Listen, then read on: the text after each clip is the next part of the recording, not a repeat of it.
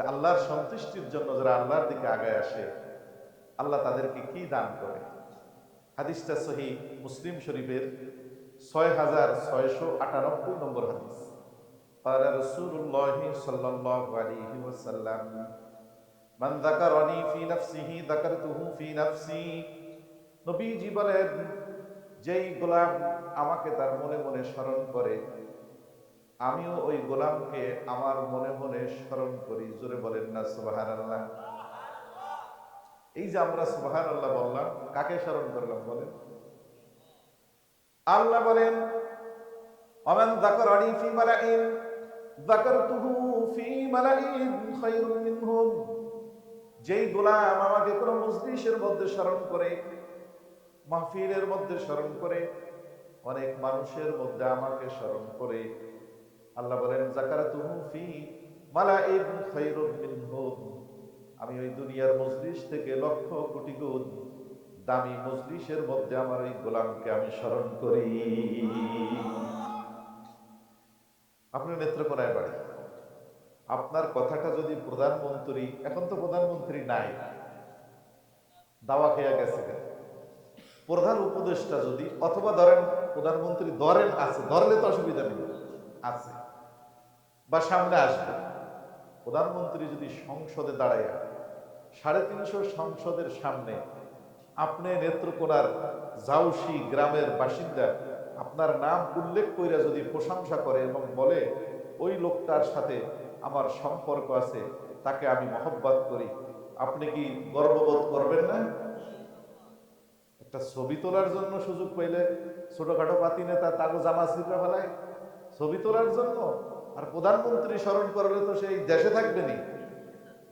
আমার ভাইরা দোস্ত, রব্বুল আলামিন বলেন যাকারতুহু ফি মালাইন খায়রুম মিনহুম, আমি আমার গোলামকে দুনিয়ার মজলিস থেকে লক্ষ কোটি গুণ দামি, যেই মজলিসের মধ্যে হযরতে জিবরিল থাকে, যেই মজলিসের মধ্যে হযরতে মিকাইল থাকে, যেই মজলিসে ইসরাফিল থাকে, যেই মজলিসে আজরাইল থাকে, যেই মজলিসে লক্ষ লক্ষ কোটি কোটি ফেরেশতা থাকে, ওই মজলিসের মধ্যে আমি আমার গোলামকে স্মরণ করি, আমি আমার গোলামের প্রশংসা করি। জোরে বলেন না সুবহানাল্লাহ।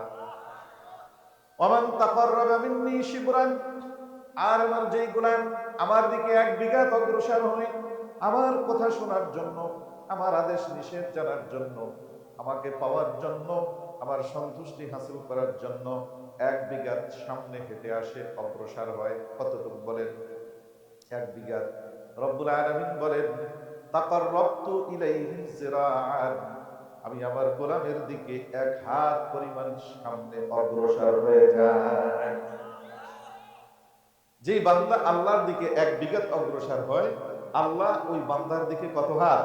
1 হাত অগ্রসর।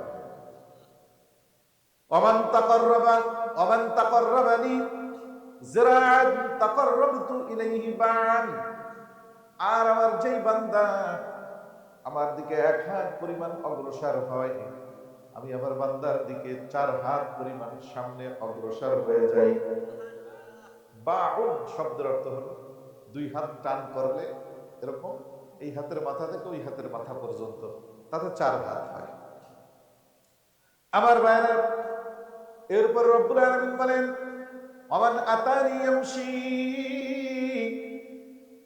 আমার যেই গোলাম আমাকে পাওয়ার জন্য পায়ে হেঁটে অগ্রসর হয়, বিভিন্ন গ্রাম থেকে, বিভিন্ন বাড়ি থেকে আজকে যারা যারা এখানে এসেছেন, পায়ে হেঁটে এসেছেন, হেঁটে হেঁটে এসেছেন, কথা বলেন ঠিক না বেঠিক? এই যে পায়ে হেঁটে হেঁটে আপনি আসলেন কি পাওয়ার জন্য বলেন তো? কি পাওয়ার জন্য? টাকা। এরকম ঘোষণা হয়েছে যে মাহফিল শেষে একজনকে 1000 টাকা দেওয়া হবে, এরকম বলছে নাকি? একমাত্র আল্লাহর সন্তুষ্টির জন্য, আল্লাহকে পাওয়ার জন্য পায়ে হেঁটে যারা আসবে, আল্লাহ রাব্বুল আলামিন বলেন আতাইতুহু হারওয়ালাতান, আমার রহমত ওই বান্দার দিকে দৌড় দিয়া চলে যায়। বান্দা আসে আল্লাহর দিকে হেঁটে, আল্লাহ বান্দার দিকে দৌড় দেয়। আল্লাহ দৌড় দেওয়ার অর্থ হলো আল্লাহর রহমত বান্দার দিকে দৌড় দিয়া ছুটে। আর আল্লাহর রহমত যদি কোনো বান্দার দিকে দৌড় দিয়ে ছুটে, ওই বান্দা পৃথিবীর সবচেয়ে নিকৃষ্ট বান্দা হলেও আল্লাহর রহমত পাওয়ার সাথে সাথে পৃথিবীর শ্রেষ্ঠ মানুষের কাতারে তার নাম চলে যায়।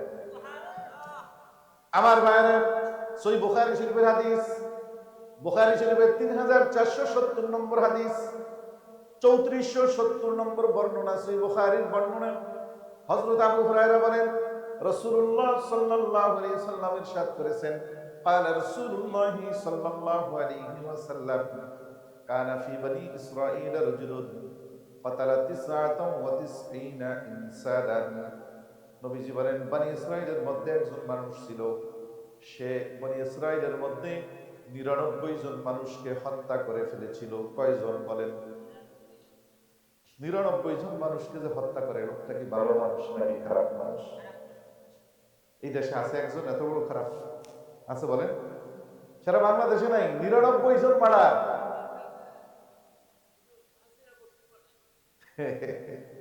একজনই শুধু পাইছে। আমার বাইরে দোস্ত, 99টা মারার করার পরে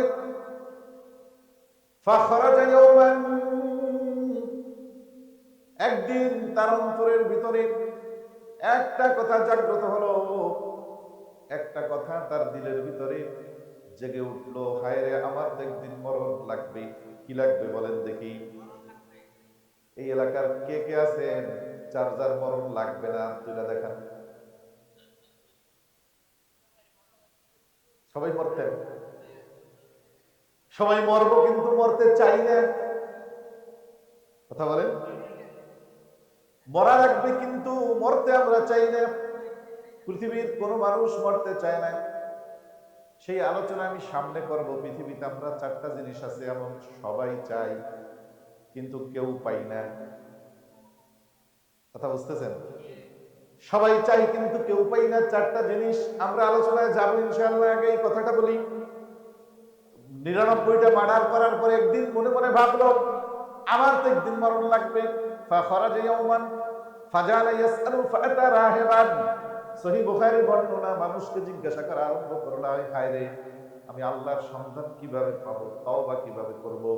কারণ গুনাহগার মানুষের আল্লাহর নৈকট্য হাসিল করার জন্য সর্বপ্রথম যে দরজা, সেইটার নাম হলো তওবার দরজা।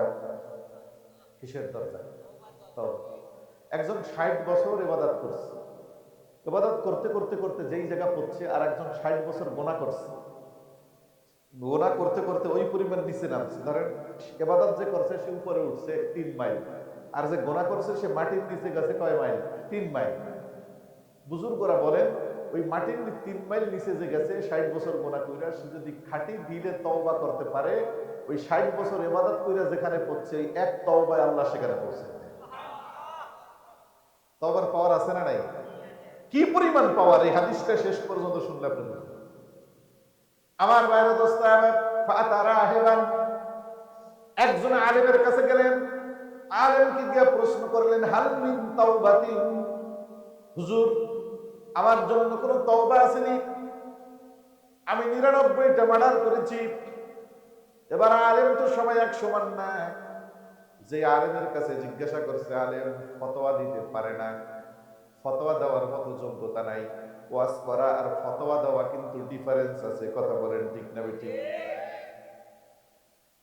আমাদের দেশে এখন বড় হুজুর মনে করে যারা আমরা এই যে ওয়াজ করি, তাকে চেনে সবাই, ইউটিউব খুললে যাকে পায়। তা আসলে যারা বড় বড় আলেম, তারা এই ওয়াজের ময়দানে কম আছে, কিন্তু কম। যারা বড় আলেম, এলেমের দিক থেকে যারা বড়, তারা আছে হাটাজারি মাদ্রাসার ফতোয়া বিভাগে। কোথায়?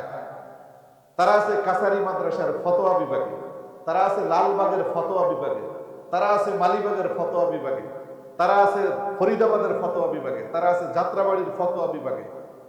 কথা বুঝছেন? তারা হলো যোগ্য, অভিজ্ঞ, আহলে এলেম মানুষ, এরকম বিজ্ঞ। এই জন্য ওয়াজের ময়দানে আজকে ফেতনা কেন আমাদের? ওয়াজের ময়দানে আমরা আসছি ওয়াজ করতে, আমরা ফতোয়া দিয়ে কেন? এক হুজুর আর এক হুজুরের বিরুদ্ধে আমরা ওয়াজ করি। আপনারা বলেন না এই সমস্যাটা হয়েছে এই অনভিজ্ঞ লোকদের, এবং লোক অভিজ্ঞ হইল এই জায়গাটা ফতোয়া দেওয়ার জায়গা। ডাক্তার মনে করেন ট্রেনে রওনা করছে, যাবে ময়মনসিংহ নেত্রকোনা থেকে। আপনার পরিচিত ডাক্তার, স্যার দাঁতের ডাক্তার, হ্যাঁ আমার দাঁতে ব্যথা, একটু দেখেন ট্রেনের ভিতরে ডাক্তার কি চিকিৎসা দিব এখানে? ডাক্তার বলবো আমার চেম্বারে যাই, কারণ আমি অভিজ্ঞ ডাক্তার হইল ট্রেনের ভিতরে চিকিৎসা দেওয়ার জন্য উপযুক্ত পরিবেশ নাই। কথা কি বুঝেন? একজন উকিল সাহেব রওনা করে যাচ্ছে, আপনি রাস্তায় দেখে হুজুর উকিল সাহেব এই যে ফাইলপত্র কাগজ নিয়ে আসছি, আমার একটা মামলা আছে দেখেন। উকিল বলবে এটা মামলা দেখার উপযুক্ত জায়গা না, চেম্বারে নিয়ে।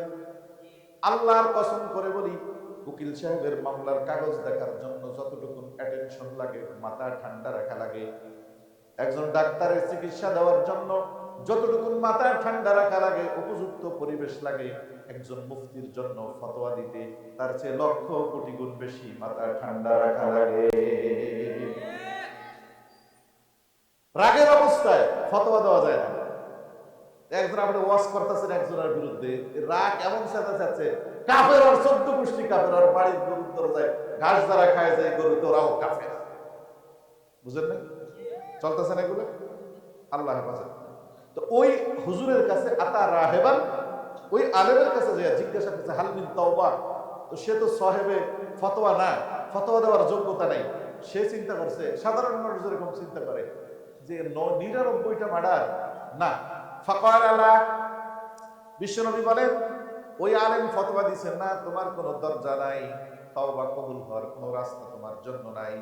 এবার ওই লোকটা মনে মনে চিন্তা করে, হায় তাহলে তোমার আখিরাত পুরোপুরি শেষ। কি আখিরাত শেষ না?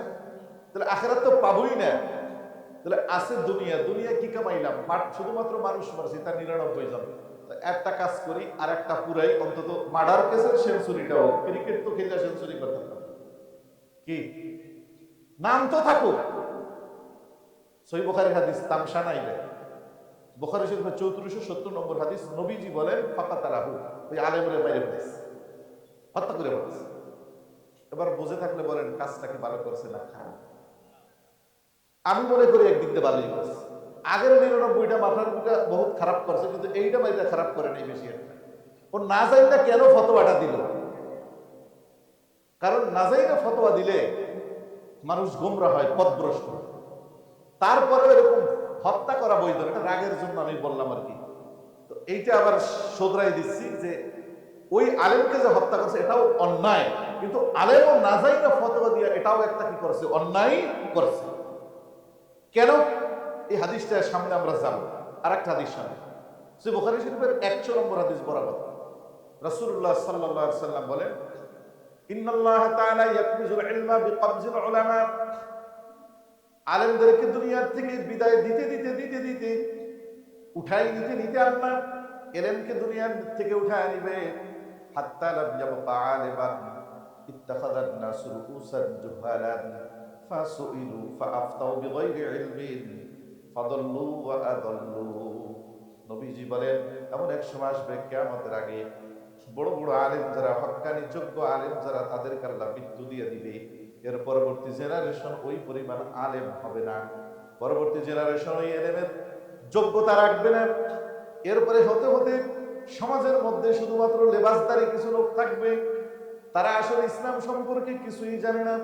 তো মানুষ তাদের কাছে গিয়া ফতোয়া জিজ্ঞাসা করবে, ফাসুইলু ফাআফতাউ বিগাইরি ইলমিন, তাদেরকে জিজ্ঞাসা করবে, তারা না জেনে ইসলামের ব্যাপারে উল্টা পাল্টা যত সব ফতোয়া দিবে।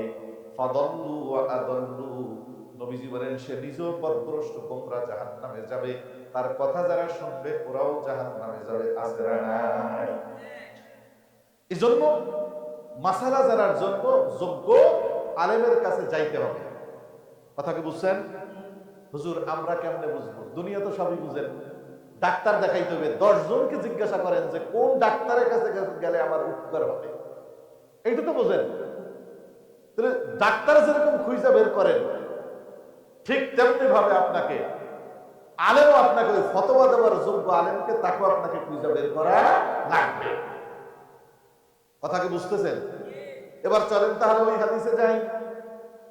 100 খুন করার পরে ফাখরাজা ইয়াসআলু, কিন্তু ওই যে বলছিলাম একটা কথা, আগের হাদিসটা মনে রাখা লাগবে যে 1 বিঘা আগাইলে আল্লাহ তার দিকে 1 হাত অগ্রসর হয়। এবার ওই যে দিনের ভিতরে তাওবার একটা দরজা তালাশ করার জন্য বের হয়েছিল, রব্বুল আলামিন ওই ব্যক্তির দিলের ভিতরে সেই রহমতের দরিয়ায় ঢেউ দিয়া দিছে। সে বলে না না, 100 মার্ডার করছি তাতে কি হয়েছে, আমার আশাবাদী আমি যদি সঠিক আলেম খুঁজে পাই আমার আল্লাহ আমার জন্য তওবার দরজার ব্যবস্থা করে দিবে। জোরে বলেন সুবহানাল্লাহ। ফাকার লাহু রাজুলুন ইতি করিয়াতা কাযা ওয়া কাযা। হঠাৎ করে রাস্তার মধ্যে একজন লোকের সাথে দেখা, তবলিগওয়ালা অথবা চরমোড়ায় মুরিদ, যাদের কিছু আলেম ওলামাদের ব্যাপারে ধারণা আছে না নাই, নিজে আলেম না কিন্তু দাওয়াতে তাবলীগের মেহনতের সাথে লাগার কারণে এই এলাকার ভিতরে, থানার ভিতরে, জেলার ভিতরে যোগ্য আলেম কারা কারা আছে তার একটা ধারণা হইছে না হয় নাই বলে। এবার ওই লোক দেখে বলে যে কি ভাই কি ব্যাপার, বলে ভাই আমি অনেক পরেশান, আমার তো তওবা করা দরকার, কোথায় গেলে আমি তওবার রাস্তা খুঁজে পাবো। ওই তবলিগওয়ালা বলে ইতি করিয়াতা কাযা ওয়া কাযা, ওই যে একটা গ্রাম দেখা যায় নেত্রকোনার দুর্গাপুরে কাচারি মাদ্রাসা আছে, ওই কাচারি মাদ্রাসায় চলে যাও, সেখানে যে ইফতা বিভাগ আছে, মুফতি সাহেব আছে, তার কাছে যাও, তোমাকে সঠিক রাস্তা দেখাবে। জোরে বলেন না সুবহানাল্লাহ। আমার ভাইরা দোস্ত, আমার বিশ্ব নবী বলেন ফাআদরাকাহুল মাউতু ফানাআ বিসাদরিহি নাহবাহা। ওই ব্যক্তি মনে বড় আশা নিয়ে রবের দরবারে তওবা করার উদ্দেশ্যে বের হয়ে গেল। নিজের বাড়ি থেকে যখন রওনা করলো, 2, 4, 5, 10 মিনিট হাঁটার পরে যাইতে লাগবে 5 ঘন্টা বা 10 ঘন্টা। হেঁটে হেঁটে যদি যায়, মাত্র 10 মিনিট 15 মিনিট যখন হাঁটলো, আল্লাহ রাব্বুল আলামিন তার হায়াতের চাকাকে ঘোরা বন্ধ করে দিলেন। ওই জায়গার মধ্যে তার মৃত্যু হয়ে গেল, মরণ হয়ে গেল। বলেন তো, আলেমের কাছে কি এখনো যাইতে পারছে? তওবা কি করতে পারছে? না শুধু রওনা করছে, বাড়ির কাছেও কিন্তু যায় না। আমাদের সমাজে অনেক মাথাফুলা লোক আছে, তারা কয় তারা হুজুর গুলোকে সম্পর্ক রেখে লাভ কি? আরে ছাগল তুই এটা বুঝবি কি? রাগ করেন নাকি আপনারা? আসলে নাই নাস্তিক পন্থীদের খালাতো ভাই, ও শুধু আলেমদের দোষ ছাড়া আর কিছু দেখে না। আমার ভাইরা দোস্ত, আবার এবার বিশ্ব নবী বলেন, দয়ার নবী বলেন ফাআদরাকাহুল মাউতু ফানাআ বিসাদরিহি নাহওয়াহা। ওই গ্রামের দিকে রওনা করলো, নিজের এলাকা থেকে বের হয়ে কিছু দূর যাওয়ার পরে তার মৃত্যু হয়ে গেল। এবার মৃত্যু যখন কোনো মানুষের হয়, ওই মানুষটা হয়তো জান্নাতি না হয় জাহান্নামী। কথা বলেন ঠিক না বেঠিক? মুমিন মুত্তাকি যদি হয়, তার মৃত্যুর সময় আকাশ থেকে ফেরেশতা নাযিল হয়। রব ঘোষণা দিয়ে বলেন ইন্নাল্লাযীনা ক্বালু রাব্বুনাল্লাহ সুম্মা ইসতাকামু তাতানাজ্জালু আলাইহিমুল মালায়েকা। যদি মুমিন ব্যক্তি মৃত্যুর বিছানায় শায়িত হয়ে যায়, তার জান্নাতের সুসংবাদ দেওয়ার জন্য মরণের আগেই তার বাড়িতে 500 ফেরেশতা নাযিল হয়ে যায়।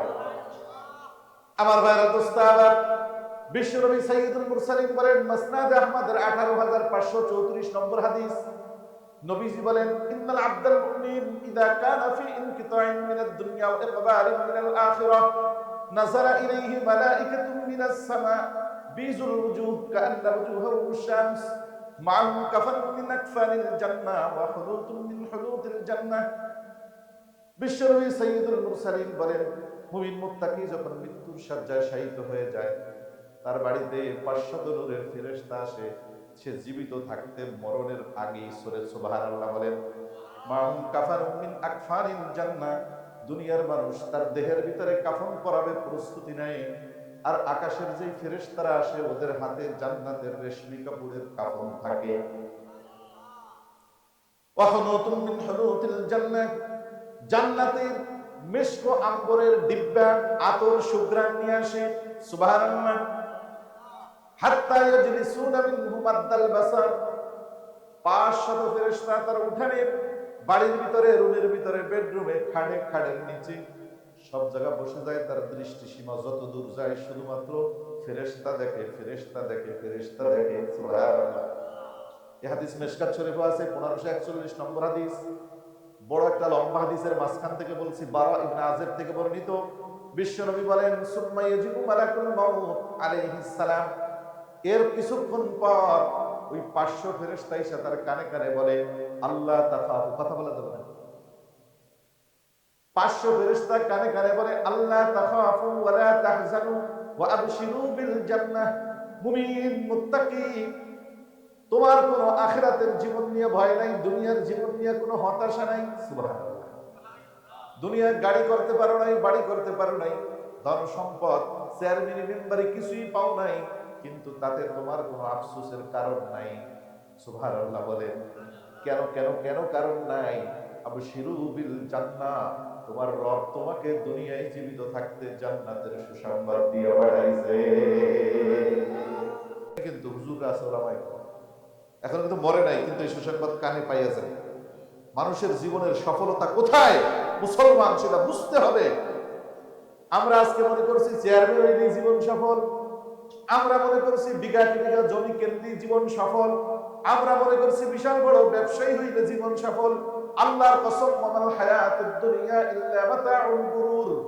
রব্বুল আলামিন কোরআনুল কারীমের মধ্যে বলেন এগুলা হলো তোমার দুনিয়ার জীবনের ধোঁকার সামান, আর কিছু না। সুবহানাল্লাহ। এরপরে বিশ্ব নবীজি বলেন সুম্মা ইয়াজিউ মালাকুল মাউত আলাইহিস সালাম, এরপরে মালাকুল মাউত আলাইহিস সালাম আসেন হাত্তা ইয়াজলিসা ইনদা রাসিহি, মাথার পাশে মালাকুল মাউত বসে পড়ে আয়েশা।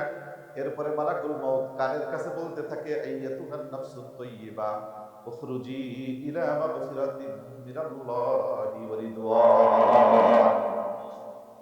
আমার ভাইরা দোস্তারা, মালাকুল মাউত ফেরেশতা যার নাম শুনলে সবাই ভয় পেয়ে যায়, ওই ফেরেশতা তার কানে কানে বলে হে পবিত্র আত্মা, পরিচ্ছন্ন আত্মা, উখরুজি, তুমি বের হয়ে আসো, ইলা মাগফিরাতিন মিনাল্লাহি ওয়া রিদওয়ান, তোমার রবের পক্ষ থেকে দুইটা পুরস্কারের জন্য। 1 নম্বর পুরস্কার হলো তোমার রবের কাছে তোমার জন্য ক্ষমা আছে, মাগফিরাত আছে। সুবহানাল্লাহ। মানে তোমার রব তোমাকে তোমার জীবনের সকল গুনাহ মাফ করে দিবেন। 2 নম্বর যেটা তোমাকে দিবেন সেটা হলো তার সন্তুষ্টি তোমার জন্য অবধারিত করে দিবেন। জোরে বলেন না সুবহানাল্লাহ। তো বলেন আখিরাতে যদি কোনো মানুষ যাওয়ার সময় এই দুইটা সুসংবাদ পেয়ে যায় যে আমার রব আমার জন্য ক্ষমা ঘোষণা করছে আর তিনি আমার উপর সন্তুষ্ট সেইটা ঘোষণা করছে, ওই ব্যক্তি আর আখিরাতের জীবনে তার কোনো টেনশন আসেনি। এরপরে নবীজি বলেন ফাতাখরুজু তাসিরু কামা তাসিরুল কতরাতু মিনাস সিকা, এই যে আমার হাতে একটা পানির পাত্র আছে না নাই? আছে না নাই? এই পাত্রটা যদি আমি একটু কাইত করি, পানিটা পড়ার জন্য কি কোনো কষ্ট হবে? গরুর কলাম থেকে দুধ বের করতে যেরকম টেনে টেনে টেনে টেনে বের করা লাগে, এই গ্লাসের পানি কি কাইত করার পরেও তো ওরকম টেনে বের করা লাগবে নাকি অটোমেটিক পড়বে? দয়ার নবী মায়ার নবী আমাদেরকে বলেন শোনো, ফাতাখরুজু তাসিলু কামা তাসিলুল কতরাতু মিনাস সিকা, এই যে পানির পাত্র থেকে পানি ঢেলে দিলে যেরকম, এই যে প্র্যাকটিক্যাল ঢেলে দিলাম দেখলেন আপনারা, রাসূল বলেন এই পানি ঢেলে দিলে যেরকম নরমালে পানিটা পড়ে যায়, মুমিন মুত্তাকি রূহটা হযরতে আজরাইল ডাক দেওয়ার সাথে সাথে নরমালে বের হয়ে যায়। নরমালে যখন রূহটা বের হয়ে যায় ফায়াখুযুহা ফাইদা আখাযাহা লাম ইয়াদউহা ফি ইয়াদিহি তারফাত আইন, হযরতে আজরাইলের হাতে চলে যায়। 500 ফেরেশতা এরকম জান্নাতের কাপড় নিয়ে বিশ্বনবী বলেন চোখের পলক পরিমাণ আজরাইলের হাতে রূহটা থাকতে দেয় না। জান্নাতি কাফনের ভিতরে ওই রূহটাকে তারা তার থেকে খাবাইয়া নিয়ে যায়। সুম্মা ইয়াসউদুনা বিহি ইলা সামাঈদ দুনিয়া, এরপরে আকাশের দিকে রওনা করে। এই হাদিস যদি আমি শেষ করতে যাই আমি আমার আজকের আলোচনা করতে পারতাম না। অন্তত এতটুকু তো বুঝছেন যে মুমিন যখন ইন্তেকালের সময় হয় তার কাছে আকাশ থেকে ফেরেশতা আসে না আসে? বলেন দেখি, এতটুকু তো বুঝছেন। তো এই হাদিসের সামনে যাব না, তাহলে আলোচনা আজকে এই হাদিসের উপরেই শেষ হয়ে যাবে। আমরা ওই যে গোড়ায় গেছিলাম যে সেই লোকটা, ডাকাইত লোকটা মাঝখানে যে কিছু দূর যাওয়ার পরে মারা গেল। এখন তো যদি নেককার হয় ফেরেশতা আসবে জান্নাতে, যদি বদকার হয় এই হাদিসের শেষে আছে আসবে কোথার থেকে? জাহান্নাম থেকে। এখন বলেন এই যে 100 মার্ডারের যে আসামিটা, ওর কাছে ফেরেশতা আসার কথা কোন জায়গা থেকে? আমাকে দুনিয়ার হিসাবে আমরা মনে করবো যে 100টা মার্ডার করছে তো জাহান্নামের তো ফেরেশতা আসে না, তাই না? কিন্তু আমার ভাইরা, বুখারীর বর্ণনায় নবীজি বলেন ফাখতাসাবাত ফীহি মালাইকাতুর রাহমাতি ওয়া মালাইকাতুল আযাব। ওই ব্যক্তির মৃত্যুর পরে রহমতের ফেরেশতা আসছে জান্নাত থেকে, আবার গজবের ফেরেশতাও আসছে জাহান্নাম থেকে। শুধুমাত্র আইসা নাই, বরং দুই জায়গার ফেরেশতা আইসা ওই লোকটার রূহটা নেওয়ার জন্য ফেরেশতাদের এবার ঝগড়া লেগে গেছে। জোরে কন্না সুবহানাল্লাহ। ফাখতাসামাত, সহিহ বুখারীর শব্দ, নবী বলেন ফাখতাসামাত ফীহি মালাইকাতুর রাহমাহ মালাইকাতুল আযাব। আযাবের ফেরেশতা একদিক, রহমতের ফেরেশতা কি একদিক, লাগছে এবার কি টানাটানি ঝগড়া। আমার ভাইরা দোস্ত, এই ঝগড়া যদি দুনিয়ার মানুষ লাগে, চেয়ারম্যান থামায়, মেম্বার থামায়, এরপরে যদি কাজ না হয়, থানার থেকে পুলিশ আসে না আসে না বলেন? কিন্তু ফেরেশতারা যে ঝগড়া শুরু করে দিছে, ফেরেশতাদেরকে তো আমরা দেখিও না, ঝগড়ার ভিতরে কোনো আওয়াজও আমরা শুনি না। থামাবে কেডা বলেন তো দেখি? আল্লাহ। এখন আল্লাহ এই ফেরেশতাদের ঝগড়া থামানোর জন্য বলছে যে, ও ফেরেশতারা তোরা থাম, বিচারটা আমাকে করতে দাও। সুবহানাল্লাহ বলেন। বিচারটা আমাকে কি করতে দাও। কোথায় যাবে সে ফয়সালাটা আজকে তোমরা নিজেরা দিও না, আমাকে দিতে দাও। কি ফয়সালা? আল্লাহ বলেন ফেরেশতা জিবরিল তুমি যাও, ওদের দোনো গ্রুপকে নিয়ে ওই লাশটা যেখানে পড়ে আছে সেখান থেকে ওর বাড়ি পর্যন্ত একটা মাপ দাও। সুবহানাল্লাহ।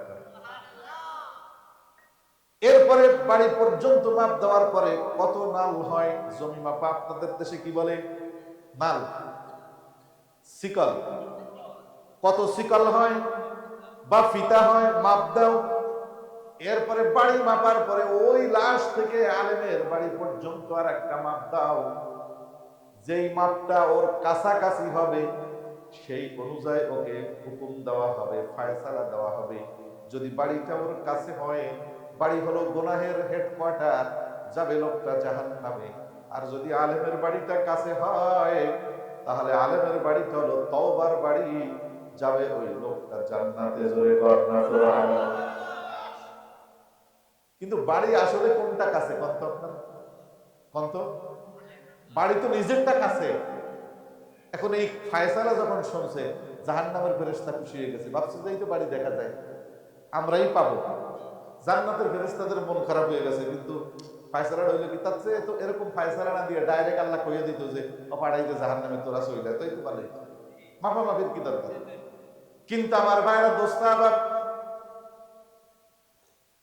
কোন বান্দার সাথে যখন তার রবের আত্মার সম্পর্ক তৈরি হয়ে যায়, গভীর কানেকশন তৈরি হয়ে যায়, মিয়ানে আশিক ও মাশুক চিরঞ্জিস কিরামান কাতিবিনরা খবর নিস। ওই বান্দার সাথে আল্লাহর সাথে কি সম্পর্ক, কি মহব্বত, কি কথা আদান প্রদান হয়, কি ফয়সালা হয়, ফেরেশতারা পর্যন্ত খবর রাখে না। সুবহানাল্লাহ। দুনিয়ার মানুষ তার পাপ দেখছে, 100টা মার্ডার করেছে, কিন্তু রবের মহব্বত যেটা দিলে যতটুকু ছিল, ঈমান যতটুকু ছিল, রবের ভালোবাসা যতটুকু ছিল, ওই ভালোবাসা মূল্যায়ন করার মতো যোগ্যতা দুনিয়ার মানুষের নাই। কথা বলেন ঠিক না? কিন্তু যার জন্য ওই মহব্বত, সে কিন্তু ঠিকই ওই মহব্বতের মূল্যায়ন বুঝে না বলেন তো দেখি?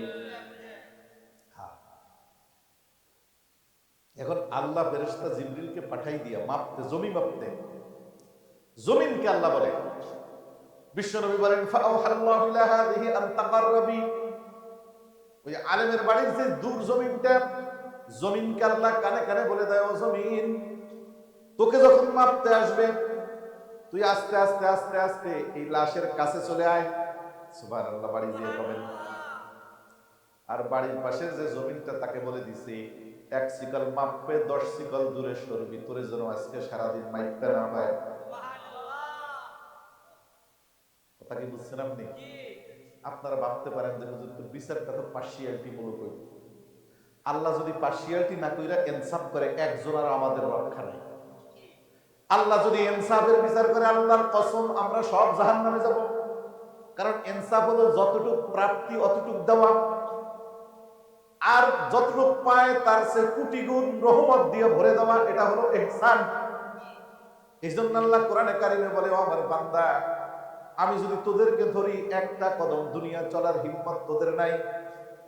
কথা বলেন আমার ভাইরা, দোস্তাব, বুখারীর হাদিস, বিশ্বনবী সাইয়্যিদুল মুরসালিন বলেন, এরপরে যখন বাড়িটা কাছে দেখে মাপা আরম্ভ করলো, মাপা শুরু করছে, কিন্তু বাড়ি খুঁজা পায় না। জোরে কন্যা সুবহানাল্লাহ। এই যে দেখা যায় 3 সিকল মারলে পাইয়া যাবো, 10 সিকল মারছে এখনো পাই, আগে যেখানেই ছিলাম সেখানেই আছে, বাড়ি আর খুঁজে পাই না। তো মাপতে মাপতে 10 মিনিট অনুমান করছে যে 10 মিনিট লাগবে মাপতে, লাগিয়ে গেছে মনে করেন 3-4 ঘন্টা। এরপরে ওই পাশে মাপা আরম্ভ করছে, এবার দেখলো অনেক দূর, 10 কদম, 10 সিকল মারার পরে দেখে অনেক কাছে চলে আসছে। সুবহানাল্লাহ। এরকম কাছে আসতে আসতে আসতে আসতে বিশ্বনবী সাইয়্যিদুল মুরসালিন বলেন, ফাউজিদা ইলা হাদিহি আকরাবু বিশিবরিন। এই পাশের জমিন আর এই পাশের জমিন, দুইটা জমিনের ভিতরে ওই হুজুরের বাড়িটা 1 বিঘার কাছে হয়ে গেছে। জোরে কন্যা সুবহানাল্লাহ। ফাগফিরা লাহু, আকাশ থেকে ফায়সালা আসছে, আমার বান্দাকে জান্নাতে বাড়ায়া দাও। এমন রব আমার ভাইরা, 100টা মার্ডার করার পরে যদি রবের অন্তরে সামান্য মহব্বত, রবের জন্য জাগ্রত হওয়ার কারণে তাকে যদি আল্লাহ এই মুআমালা করতে পারে, আপনাকে আমাকে তিনি কি ক্ষমা করতে পারবেন না? পারবেন না?